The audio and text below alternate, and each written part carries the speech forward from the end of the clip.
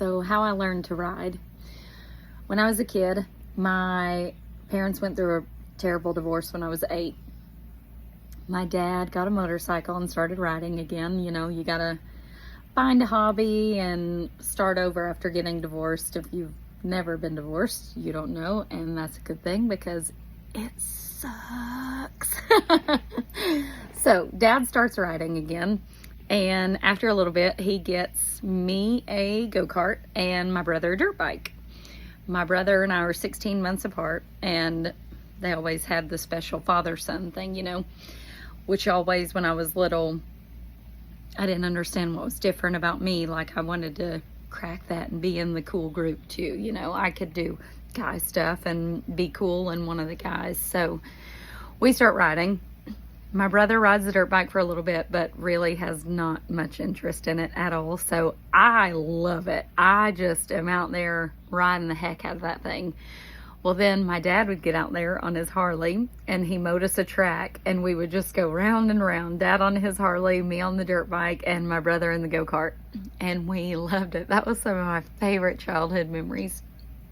One time my dad built our garage, and our garage is almost as big as our house. It's quite the man cave. And Dad threatened our lives, you know, do not hit our garage or his garage.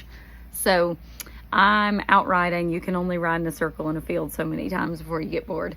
So I start coming up by the house and riding around. Well, we had a dirt area where we could play basketball, and mud flew up in my eye, and I come back up and realize I'm heading straight for the garage.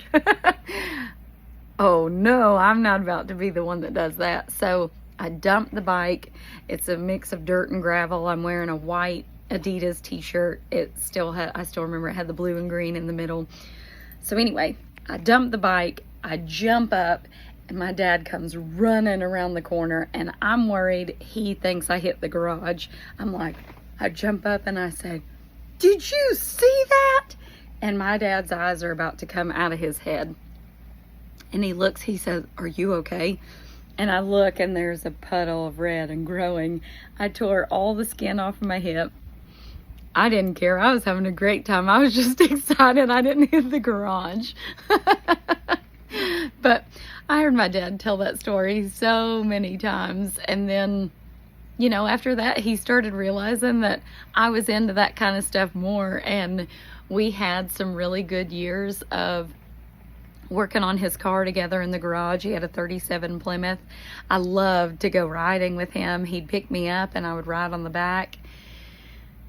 So anyway, that is how I learned to ride and how I came to love riding. And I have a lot of bittersweet memories related to it now because my dad passed away in 2018. I had a memorial tattoo done for him of his bike, Little Blue.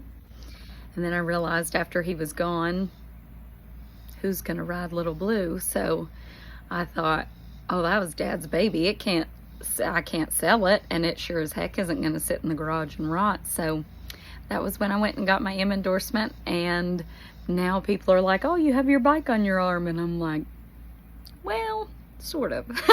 It was my dad's bike first, and that is all about remembering my dad. I love riding down the road and thinking about him, or just looking up to the sky.